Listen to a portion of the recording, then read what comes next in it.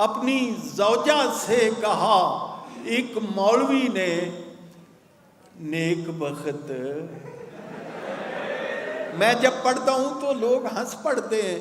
मैंने कहा कि क्या मौलवी अपनी ज़ौजा से बात नहीं कर सकता? ज़ौजा से कहा एक मौलवी ने, नेक बख्त।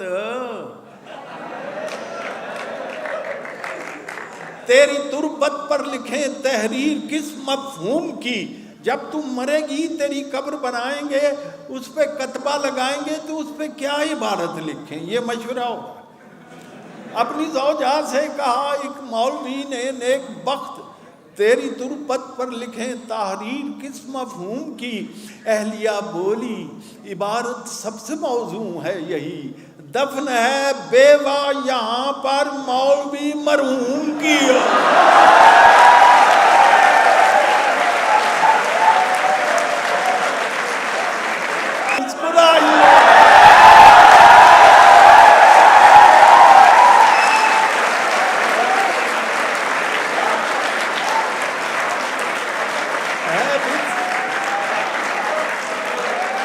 और आपने देखा होगा कि छोटी ईद के मौके पर दर्जियों के पास बड़ा रश होता। इससे इस रश में उनसे बड़ी अजीब हरकत सरजद होती है। मेरे साथ दर्जी ने क्या किया कि बखिया तो उससे एक भी सीधा नहीं लगा, आड़ा लगा दिया, कोई तिरछा लगा दिया। टेलर की बदहवासियां मुझसे न पूछिए, उसने मेरी कमीज में नेफा लगा दिया। टेलर की बदहवासियां,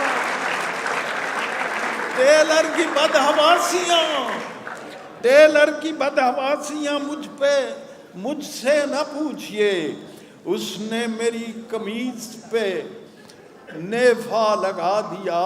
और इस ईद पे कुर्बान किया मैंने जो दुम्बा। अजीजों, कहा वो होता है जिसे नचोड़ें तो उसमें से आंसू टपकने लगे।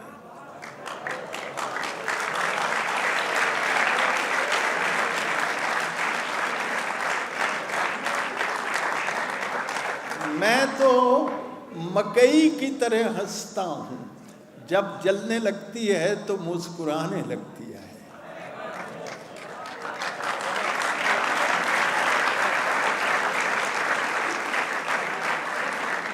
इस ईद पे भाई, मैं आपको डिस्टर्ब तो नहीं कर रहा।